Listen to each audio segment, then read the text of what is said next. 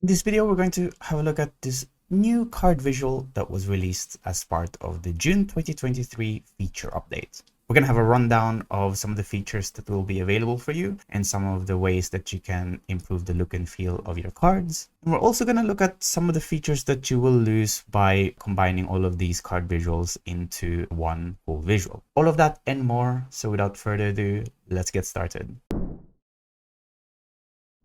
Hi, my name is Fernan, and welcome to the Solutions Abroad YouTube channel, where we cover tips, tricks, and best practices when working with Power BI. I upload new videos every week, so make sure you hit that subscribe button, the bell icon to get notified when a new one is out. So as part of the June 2023 feature update, they released a new visual called the new card visual that lets you customize the way in which you visualize your cards within Power BI. At the moment, it's currently a preview feature, so if you want to take advantage of it, you need to make sure that your Power BI desktop is updated to the latest version of Power BI, and you will know that by going under Help, under About, you will see what version you are. You need to be at June 2023 or later, and you need to make sure that the new card visual is enabled within your preview settings. So if you go under Files, Options and Settings and Options, then under Preview Features, you should have this new card visual ticked. So once you've ticked that and restarted your Power BI desktop, have this new card visual available to you right here. The one with the card, but with the lightning icon. So this report is something that I prepared just to kind of use some values. It's not necessarily correct, but we have just one table, the order details, which is the typical order tables that we use for the Northwind datasets. And what I've done is I've just created a few measures that we might be interested in showing in cards. And so we have on the right hand side here the average price, we have the number of orders, and then we have the total quantity. So these three are the measures that I've created. It doesn't really matter what the logic is behind it. It's just mainly as a use case of what we might want to show in cards. So typically, if you want to show measures like this as cards, as sort of your KPIs within your page, you will just drag this into your page like this, convert it into cards, size it correctly, and then we'll just have to create multiple versions of this.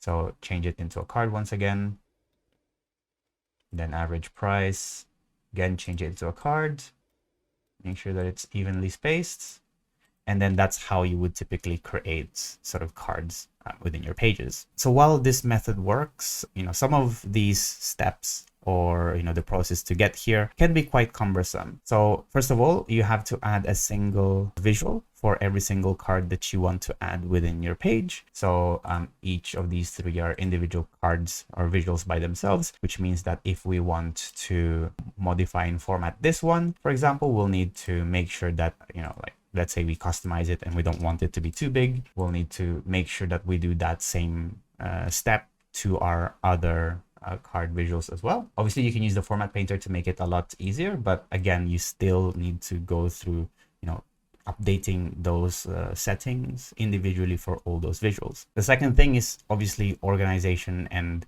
in terms of layout. So there is some snapping features. As you can see, it lets you make sure that your elements are aligned to each other. But for example, things like sizes and position is something that you need to kind of manage manually, which can be quite cumbersome, especially if you're trying to find the perfect ratio for how your cards will fit in your page. And lastly, having more visuals in your page means that whenever your page is rendered, more visuals need to be rendered separately, which means it could have an effect on your report's performance. So the new card visual basically solves all of those problems. So it makes sure that all of those visuals are combined into just one single visual, so that there's only one visual to load when your pages are loaded in. Having all of these cards in one visual means that when you're formatting them, you can format them across all of your other cards with the additional option of customizing them individually if you needed to. And you don't need to worry about things like spacing and kind of layout, because there are some options for you to control that directly within this visual. So let me show you how all of these work. So if I just go ahead and delete all of these cards here, and then instead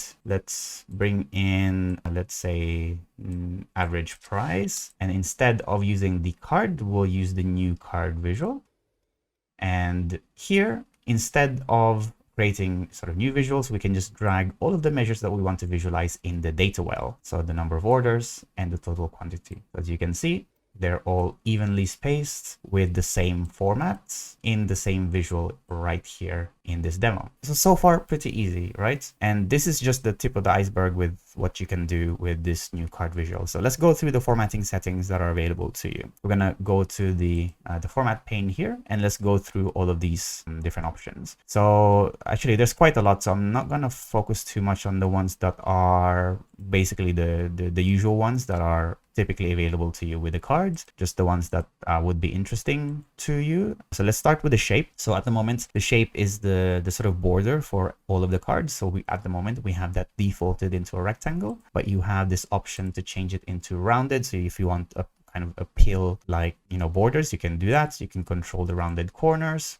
if you wanted to, or you can even customize that even further. So changing, you know, if the top left corner is the only one that you want to be rounded, both top left and right, etc., etc. So you have some customization options there if you wanted to. There's also this snipped option, which gives you the same kind of option. So being able to customize the snip instead of rounded corners. So in the callout, this is the main visual that you're showing here right in the middle. So as I mentioned before, if you want to make a change to the font size, for example, you don't have to do them individually. It gets applied to all of your cards within this card visual. Some new things here that you probably will notice: the transparency. So you can control the transparency of these visuals if you wanted to show them in a translucent form. I guess the only reason why you might want to do this, if you want to make sort of individual, let's say, cards to be transparent but one to be prominent. I haven't found a use case for this yet, but this is available for you if you wanted to.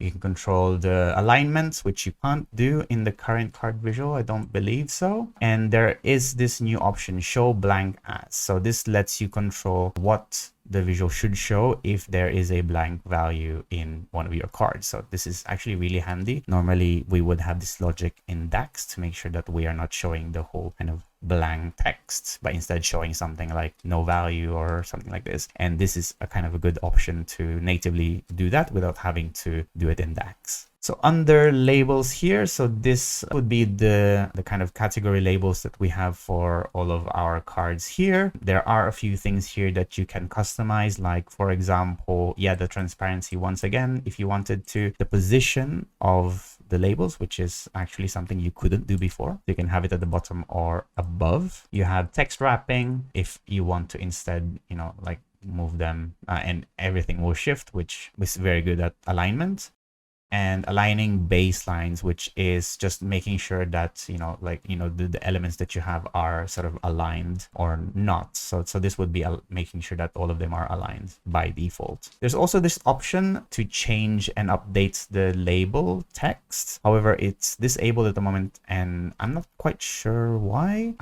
If I would guess, it's probably because they are still kind of updating this new card visual. So we'll see more and more updates to this, I'm assuming in the next few months, which will give us some more ways to kind of work with it. So at the moment, by the way, all of these changes that we are doing at the moment, we're currently doing it across all of our series. But if you want to just update one specific card to have something different, for example, you can change it here in the series settings. So if you want to just update the average price by itself, like make the visual bold or make it a different color, you can certainly do that, and you can customize your individual cards within this visual. So let's move on to the layout here. It lets you kind of organize the alignment of your data within your cards. At the moment, we have the horizontal orientation or layout as default, but you can have it vertical as well.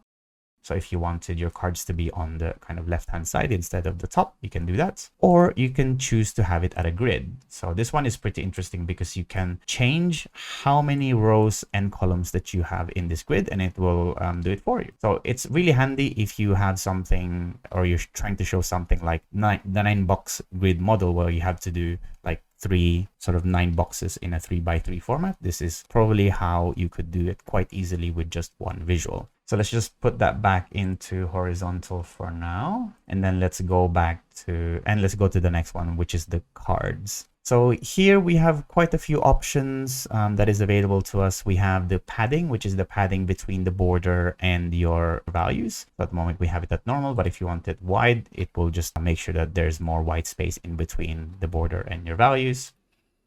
You can also choose your custom padding if you wanted to. So that's also available for you, which is really nice.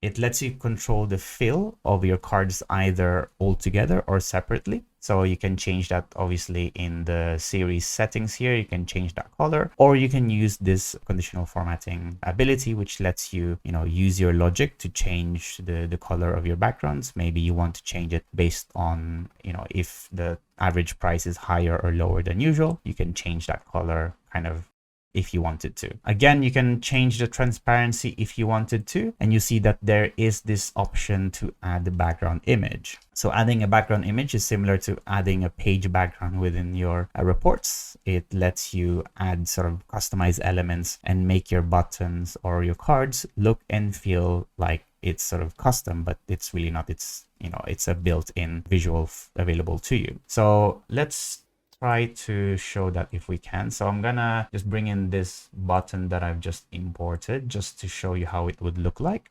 So like the page background, you can just do a fit here and just make sure that they're organized properly. Maybe let's go back to callout and make sure that they are aligned to the middle.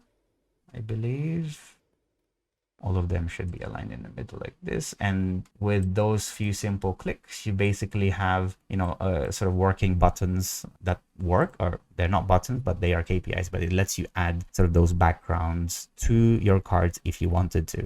Other options here, so we have the borders, which is just the borders. You can turn it on or off. So if you're using background image, you don't really need the borders anymore, so you can turn that off if you wanted to. You can add shadows, which adds a shadow to your cards, individual cards, like you normally would in a kind of typical kind of visual. You have glow as well if you wanted that.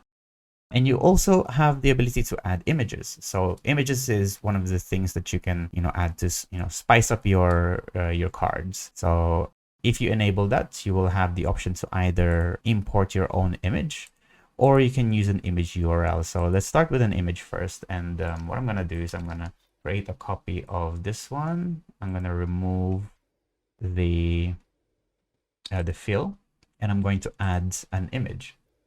So this is an image that I exported from PowerPoint, and it just adds like this money icon next to our cards. Now you can control this and make sure it fits or it's normal. You can control its transparency if you wanted to, and you can change its position. Typically it will be on the left-hand side, and you can either add this image across all of your cards, or you can just add them or have different image depending on which card you have in this visual. So there is the image URL as well, which I've seen other people use, and use SVG code or scripts to show things like line charts, which is actually really interesting. So I'm gonna have a go at it myself in the future. Then finally, we have an accent bar here, which lets you add an accent bar to your visuals. So if I just turn on the borders quickly, you will see that for all of my cards, for example, it's added kind of accent bar on the left-hand side, which is currently black, but you can change that into a different color. You can change it into, like, let's say a color of your company, or you can use it to kind of signify if the value that you're showing in that card is good or not, using the conditional formatting button right here. So now that we've covered all of the cool things that this new card visual allows you to do, which actually is quite a lot, and the fact that it's still in progress, which means that it's going to improve in the future, let's talk about some of the things that you lose by combining all of these cards into one visual. So the first thing that comes to my mind at the moment is the fact that you can't add those different elements like titles and subtitles to those individual cards anymore. So what I mean by that is when you create cards, normal cards like this, for example, you have this context, the sort of call out label, which obviously tells you what this value is. But if you want to add some more context over what that value is you're showing in that card, you have this option that is available to you, title, which lets you add something else there, as well as a subtitle. So if you wanted to, let's say, compare this average price compared to last month, for example, you can do that here. You can use the conditional formatting option to change that value. Whereas in this current iteration of this card, you can't do, at least at the moment. So that context is now lost because we're still just relying on the category label to tell us what this card is, but it doesn't give us an insight on what it means for the business. The other thing that I typically add with my cards, or most of my visuals really, is a kind of a help tooltip icon, which lets them see kind of my description over what this visual actually shows. If you don't know and you're not familiar with this, if you go to format settings here, under properties, you have header icons. And under here, if you enable help tooltip, it will add this question mark icon next to your card. So when they hover over it, it will show some sort of text explaining what it is. So you can add the text here. This is the explanation. So when you hover over that card now, it will give you some sort of explanation. Now you can do that still here, but it's at a higher level. So it's across all of those visuals, not individual. So that is something that you lose if you combine these all into one visual. However, don't fret, because from the feature summary updates and how they describe this it's probably, and it's in the roadmap to update these features to add more of these customization elements. So I'm assuming that in the next few months, we will probably have this option available for us. And that's really it for this video. I hope you are now a little bit more familiar with this new card visual and how you can utilize this within your reports. Thanks for watching. As usual, give this video a like if you found it useful. Give it a dislike if you didn't, so I know to do better for next time. Ask your questions in the comment section box below so I can help you and you can help others. If you really like this video, we have a Patreon page where you can support the channel and get exclusive perks like early access, demo files, and credits at the end of these videos. Thanks again for watching, and see you in the next one. Bye-bye.